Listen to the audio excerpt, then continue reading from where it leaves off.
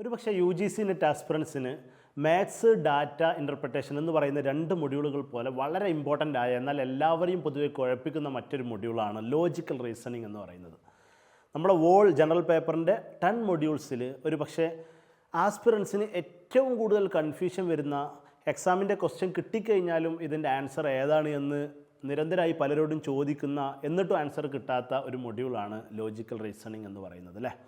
അപ്പോൾ ബേസിക്കലി നമ്മൾ ഈ ഒരു ലോജിക്കൽ റീസണിങ് എന്താണ്, ബേസിക്കലി ലോജിക്കൽ റീസണിങ്ങിൽ വല്ല ലോജിക്കും ഉണ്ടോ? പലപ്പോഴും നമ്മുടെ ക്വസ്റ്റ്യനിലൊക്കെ തന്നെ all Katz R dogs, all dogs R white, അങ്ങനെ പലതരത്തിൽ ഒരു ലോജിക്കും ഇല്ലാത്ത ഒരുപാട് ക്വസ്റ്റ്യൻസ് കാണാൻ കഴിയും. അപ്പോൾ എന്താണ് ബേസിക്കലി ലോജിക്കൽ റീസണിങ്ങിൻ്റെ പിന്നിലെ ലോജിക്ക് എന്നതും എങ്ങനെ നമുക്ക് ലോജിക്കൽ റീസണിങ്ങിൻ്റെ ക്വസ്റ്റ്യൻസിനെ വളരെ സിമ്പിളായിട്ട് മറികടക്കാം എന്നൊന്ന് ജസ്റ്റ് ഒന്ന് പറയുക എന്നുള്ളതാണ് ഈ ഒരു വീഡിയോയുടെ നമ്മുടെ ലക്ഷ്യം എന്ന് പറയുന്നത്. അപ്പോൾ ബേസിക്കലി എന്താണ് ലോജിക്, എന്താണ് റീസണിങ്? പലപ്പോഴും ഞാൻ ഒരുപാട് ആളുകളോട് ഇതുമായി ബന്ധപ്പെട്ട് ലോജിക്കൽ റീസണിങ്ങിൻ്റെ ക്ലാസ് എടുക്കുമ്പോഴും മറ്റുമൊക്കെ ആയിട്ട് ഡിസ്കസ് ചെയ്യുന്ന സമയത്ത് എല്ലാവരോടും ഞാൻ ചോദിക്കുന്ന ഒരു സിമ്പിൾ ക്വസ്റ്റ്യൻ ഉണ്ട്. ലോജിക് എനിക്കും നിങ്ങൾക്കും എല്ലാവർക്കും ഒരുപോലെയുള്ളതാണോ ലോജിക് എന്നൊരു ചോദ്യം. ഇതിന് പൊതുവേ ഒരു 99% ആളുകൾ എന്നോട് പറയാനുള്ളത് എൻ്റെ ലോജിക്കും നിങ്ങളുടെ ലോജിക്കും തമ്മിൽ ഡിഫറൻസ് ഉണ്ട് എന്നാണ്. ബേസിക്കലി നമ്മൾ മനസ്സിലാക്കേണ്ട ലോജിക്കൽ റീസണിങ്ങിൻ്റെ ഏറ്റവും പ്രധാനപ്പെട്ട ബേസ് എന്ന് പറയുന്നത് ലോജിക് സെയിം ആണെന്നുള്ളതാണ്. ബേസിക്കലി ലോജിക് എന്ന് പറഞ്ഞാൽ it is a set of rules and laws. നമ്മളുടെ ചിന്താ പദ്ധതി അല്ലെങ്കിൽ നമ്മൾ ചിന്തിക്കുന്ന സമയത്ത് ആ ചിന്തയിൽ എന്തെങ്കിലും പ്രോബ്ലം വരാൻ സാധ്യതയുണ്ട്. ആ പ്രോബ്ലം വരാതിരിക്കാൻ വേണ്ടി നമുക്ക് ചില ലോസും റൂൾസും അവൈലബിൾ ആണ്. അതാണ് ബേസിക്കലി ലോജിക് എന്ന് പറയുന്നത്. പിന്നീട് നമ്മുടെ ആ ചിന്ത എന്ന് പറയുന്ന ആ പ്രോസസ്സ് ഉണ്ടല്ലോ, അപ്പോൾ നമ്മൾ എന്തെങ്കിലും ഒരു കാര്യം കിട്ടുമ്പോൾ അതിനെക്കുറിച്ച് ആലോചിക്കുകയും അതിൽ നിന്ന് നമ്മളൊരു നോളജ് ഡിറൈവ് ചെയ്യുകയും ചെയ്യും.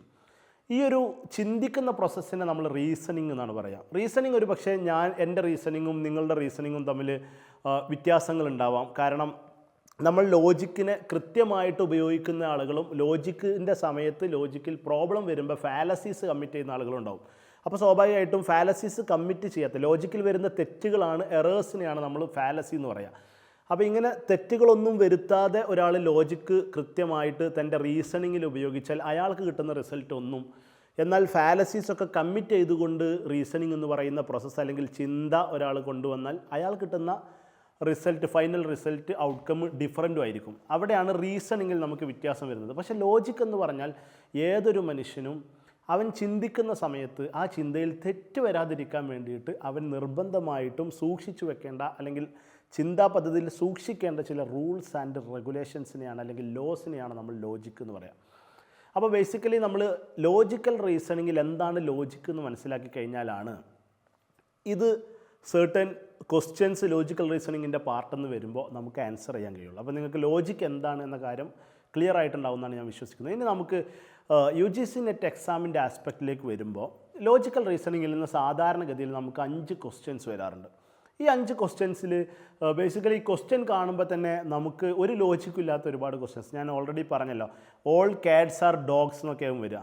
ഇവിടെ നമ്മൾ മീനിങ് ആലോചിച്ചിട്ട് ഈ ക്വസ്റ്റ്യൻ ആൻസർ ചെയ്യാൻ നിന്ന് കഴിഞ്ഞാൽ ഒരിക്കലും നമുക്ക് വളരെ വളരെ ടൈം കൺസ്യൂമിങ് ആയിട്ടുള്ള, വളരെ എഫേർട്ട് എടുക്കേണ്ട ഒരു ക്വസ്റ്റ്യൻ ആയിരിക്കും അത്. അപ്പോൾ അതുകൊണ്ട് നമ്മളൊരിക്കലും ലോജിക്കൽ റീസണിങ്ങിൻ്റെ ക്വസ്റ്റ്യൻസ് ജനറൽ പേപ്പറിൻ്റെ യു ജി സി നെറ്റ് ഭാഗത്ത് വരുന്ന സമയത്ത് അതിനെ നമ്മൾ സോൾവ് ചെയ്യേണ്ടത് നമ്മളപ്പോൾ മീനിങ് നോക്കിയിട്ടല്ല, ക്വസ്റ്റ്യൻ്റെ മീനിങ് നോക്കിയിട്ടല്ല. അങ്ങനെ നമ്മൾ ക്വസ്റ്റ്യൻ്റെ മീനിങ് നോക്കിയിട്ട് ഒരുപാട് സമയം കൺസ്യൂം ചെയ്തുകൊണ്ട് നമുക്ക് ഒരുപക്ഷെ ആൻസറിലേക്ക് എത്താൻ സാധിക്കുമായിരിക്കും. പക്ഷേ നമ്മളൊരു കോമ്പറ്റീറ്റീവ് എക്സാമിനെയാണ് അറ്റൻഡ് ചെയ്യുന്നത് എന്നൊരു ബോധം നമുക്ക് വേണം. ഒരു കോമ്പറ്റീറ്റീവ് എക്സാമിൽ 150 ക്വസ്റ്റ്യനുകൾ നമ്മൾ മുന്നിൽ ഉണ്ടാകുമ്പോൾ ആ ക്വസ്റ്റ്യന് 3 മണിക്കൂറും നമ്മുടെ മുന്നിലുണ്ടാകുമ്പോൾ ഓരോ ക്വസ്റ്റ്യനും നമുക്ക് പരമാവധി കൊടുക്കാവുന്ന ടൈം എത്രയെന്ന് നമുക്ക് കൃത്യമായിട്ട് അറിയാം. ആ ടൈമിനപ്പുറത്തേക്ക് 5ഉം 6ഉം മിനിറ്റ് കൊടുത്തുകൊണ്ട് ഒറ്റ ക്വസ്റ്റ്യൻ നമ്മൾ സോൾവ് ചെയ്താൽ ആകെ നമുക്ക് കിട്ടുന്നത് 2 മാർക്കാണ്. അവിടെ അതിനപ്പുറത്ത് കൃത്യമായിട്ട് ഒരുപാട് ആളുകൾ നമ്മോടൊപ്പം എക്സാം ചെയ്യുന്നുണ്ട്. അവർ സിമ്പിളായിട്ട് കയറി പോകും. ഈ ഒരു 5 മിനിറ്റ് നമ്മൾ എടുക്കുന്നതിന് വളരെ കുറഞ്ഞ സമയം എടുത്തുകൊണ്ട് ഒരാൾ ചെയ്തു കഴിഞ്ഞാൽ അയാൾ ആ ഒരു കോമ്പറ്റീറ്റീവ് എഡ്ജ് എടുക്കുകയാണ്. അത് നമ്മൾ മനസ്സിലാക്കണം. അപ്പോൾ സ്വാഭാവികമായിട്ടും ജനറൽ പേപ്പറിലെ നമ്മുടെ ലോജിക്കൽ റീസണിങ് മൊഡ്യൂളിൽ നിന്ന് വരുന്ന ക്വസ്റ്റ്യൻസിനെ മീനിങ് ബേസ് ചെയ്തുകൊണ്ടല്ല നമ്മൾ എന്ത് ചെയ്യേണ്ടത്, ആൻസർ ചെയ്യേണ്ടത്. മറിച്ച് കൃത്യമായ അതിന് ചില നമ്മൾ മനസ്സിലാക്കി വെക്കേണ്ട കോൺസെപ്റ്റുകളുണ്ട്. കോൺസെപ്ച്വൽ ക്ലാരിറ്റിയാണ് ബേസിക്കലി ലോജിക്കൽ റീസണിങ്ങിൻ്റെ ക്വസ്റ്റ്യൻസിനെ സോൾവ് ചെയ്യാനുള്ള ഏറ്റവും സിമ്പിളായിട്ടുള്ള മെത്തേഡ്.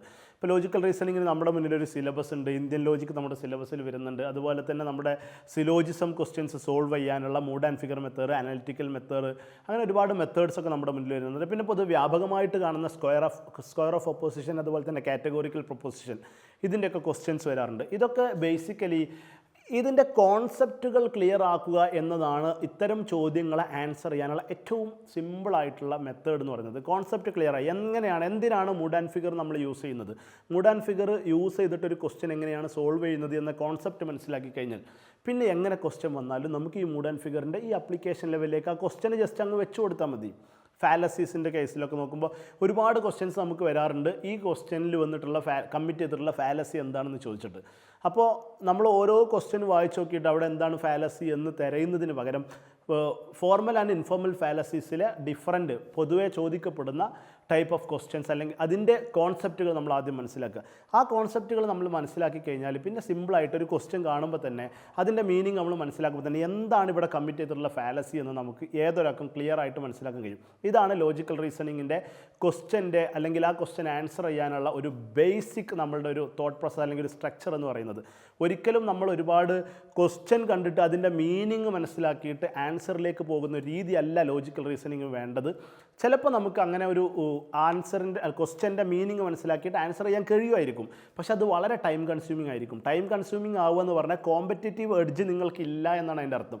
കാരണം ഏതൊരു കോമ്പറ്റേറ്റീവ് എക്സാമിലും നിങ്ങളുടെ പെർഫോമൻസ് മാത്രമല്ല റിസൾട്ടിനെ ബാധിക്കുന്നത്, മറിച്ച് ആരുടെ കൂടിയാണ്, നിങ്ങളോടൊപ്പം റൺ ചെയ്തിരുന്നവർ അല്ലെങ്കിൽ നിങ്ങളോടൊപ്പം എക്സാം അറ്റൻഡ് ചെയ്തിരുന്നവർ അവരെങ്ങനെ പെർഫോം ചെയ്യുന്നു എന്നതുകൂടി നിങ്ങൾ വിജയിക്കുന്നുണ്ടോ എന്നതിന് കാരണമാകുന്ന അല്ലെങ്കിൽ അതിനെ തീരുമാനിക്കുന്ന ഒരു ഘടകമാണ്. അതുകൊണ്ട് തന്നെ ലോജിക്കൽ റീസണിങ് എന്ന് പറയുന്നത് വളരെ പ്രധാനപ്പെട്ട, പൊതുവെ എല്ലാവർക്കും പ്രയാസകരമെന്ന് പറയുന്ന ഒരു മൊഡ്യൂളാണ്. അതിലെ ഓരോ ഈച്ച് ആൻഡ് എവരി കോൺസെപ്റ്റുകൾ നമ്മൾ മനസ്സിലാക്കുക. ആ കോൺസെപ്റ്റുകൾ മനസ്സിലാക്കി കഴിഞ്ഞാൽ ആ വരുന്ന ക്വസ്റ്റ്യൻസ് മുഴുവനും ലോജിക്കലാണ് എന്ന് നമുക്ക് സിമ്പിളായിട്ട് പറയാൻ കഴിയും. കാരണം ഇവിടെ ക്വസ്റ്റ്യൻ്റെ മീനിങ്ങിനെ കുറിച്ചല്ല ലോജിക്ക് സംസാരിക്കുന്നത്.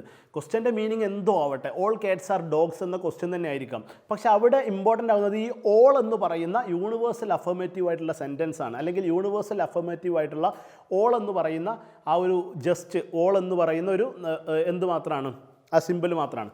അപ്പോൾ ഈ ഓൾ വരുന്ന കാറ്റഗറിയുള്ള ഒരു സെൻറ്റൻസ് പിന്നെ ഏതിനോടാണ് യൂണിവേഴ്സലി അത് നെഗേറ്റ് ചെയ്യുക, അല്ലെങ്കിൽ ഏതിനോടാണ് അത് അഫർമേറ്റീവായിട്ട് വരിക, അല്ലെങ്കിൽ അത്തരത്തിലുള്ള അതിൻ്റെ കാറ്റഗറി എന്താണ്, ഇത്തരം കാര്യങ്ങൾ മനസ്സിലാക്കി കഴിഞ്ഞാൽ കാറ്റ് ഡോഗാണ്, ഡോഗ് കാറ്റാണ് എന്നതൊന്നും നമ്മുടെ ക്വസ്റ്റ്യനെ ബാധിക്കില്ല. നമ്മൾ മീനിങ് ആലോചിക്കുമ്പോഴേ മാത്രമേ അത്തരം ക്വസ്റ്റ്യനുകൾ കാറ്റ് ഡോഗാണെന്ന് പറയുമ്പോഴത്തേന് നമുക്ക് കൺഫ്യൂഷൻ വരുള്ളൂ. മറിച്ച് ഓൾ കാറ്റ്സ് ആർ ഡോഗ്സ് എന്ന് പറയുന്നത് ഏത് കാറ്റഗറിയിൽ വരുന്നു, ലോജിക്കലി അത് ഏത് കാറ്റഗറിയിൽ വരുന്നു. അപ്പോൾ സ്വാഭാവികമായിട്ടും ആ ഓൾ കാറ്റ്സ് ആർ ഡോഗ്സ് എന്നത് ശരിയാണെങ്കിൽ പിന്നെ ഏതാണ് നിർബന്ധമായിട്ടും തെറ്റാകുന്ന സെൻറ്റൻസ് ഏതായിരിക്കും?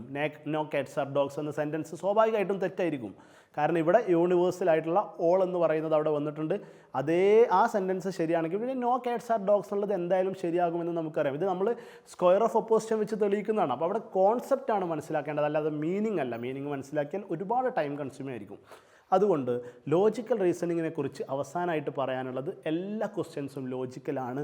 ലോജിക് എന്ന് പറയുന്നത് ലോകത്ത് എല്ലാവർക്കും ഒരുപോലെ ഉപയോഗിക്കാൻ പറ്റുന്ന ചില തോട്ട് പ്രോസസ്സിനെ ക്ലിയർ ആക്കാൻ വേണ്ടിയിട്ടുള്ള ലോസ് ആൻഡ് റൂൾസ് ആണ്. അതിനെ കൃത്യമായിട്ട് മനസ്സിലാക്കിയാൽ അടുത്ത എക്സാമിൽ തന്നെ നിങ്ങൾക്ക് തീർച്ചയായിട്ടും ലോജിക്കൽ റീസണിങ്ങിൻ്റെ എല്ലാ ക്വസ്റ്റ്യൻസും വളരെ സിമ്പിളായിട്ട് ആൻസർ ചെയ്യാൻ കഴിയും. ഇതിന് വേണ്ടിയിട്ട് സൈറ ലേണിങ്സിൻ്റെതാണെങ്കിൽ 2 രീതിയിലാണ് നമ്മൾ ഈ ലോജിക്കൽ റീസണിൻ്റെ കാര്യങ്ങൾ ചെയ്യുന്നത്. ഒന്ന്, നമ്മളുടെ പ്രധാനപ്പെട്ട നമ്മുടെ കോഴ്സിലൂടെ മുഴുവൻ മൊഡ്യൂൾസും കവർ ചെയ്യുന്ന ക്ലാസ്സുകൾ നമ്മൾ കൊടുക്കുന്നുണ്ട്. ഏറ്റവും പുതിയ ബാച്ച് നമ്മൾ സ്റ്റാർട്ട് ചെയ്തിട്ടുണ്ട്. അതുപോലെ തന്നെ ലോജിക്കൽ റീസണിങ്ങിൻ്റെയും questions, previous year questions free ആയിട്ട് നമ്മുടെ നെറ്റ്വർക്ക്സ് കമ്മ്യൂണിറ്റിയിലൂടെ ഓരോ ദിവസവും നമ്മൾ ഡിഫറൻറ്റ് മൊഡ്യൂൾസ് കൊടുക്കുമ്പോൾ അതിൽ ലോജിക്കൽ റീസണിങ്ങിൻ്റെ ക്വസ്റ്റ്യൻസും ആഡ് ചെയ്യുന്നുണ്ട്. അതെങ്ങനെ സോൾവ് ചെയ്യാമെന്ന് നമ്മൾ കൃത്യമായിട്ട് ഓരോ ആസ്പിറൻറ്റിനും പറഞ്ഞു കൊടുക്കുന്നുണ്ട്. അപ്പോൾ നമ്മുടെ നമ്പർ ഈ ഒരു വീഡിയോയിലുണ്ട്. നിങ്ങൾക്ക് നെറ്റ്വർക്സിൻ്റെയോ അല്ലെങ്കിൽ സൈറയുടെ പ്രീമിയം കണ്ടൻറ്റ് കോഴ്സിൻ്റെയോ ഒക്കെ ഭാഗമാകാവുന്നതാണ്. എന്തായാലും അടുത്ത തവണ ലോജിക്കൽ റീസണിങ് ഒരു പ്രോബ്ലം ആവാത്ത രൂപത്തിൽ നിങ്ങൾക്ക് എക്സാം ചെയ്യാൻ കഴിയട്ടെ. നിങ്ങൾക്കതിന് കഴിയും. അതിന് മനസ്സിലാക്കേണ്ടത് കോൺസെപ്റ്റ് ക്ലിയർ ചെയ്യുക, ക്വസ്റ്റ്യൻ അറ്റൻഡ് ചെയ്യുക എന്നുള്ളതാണ്.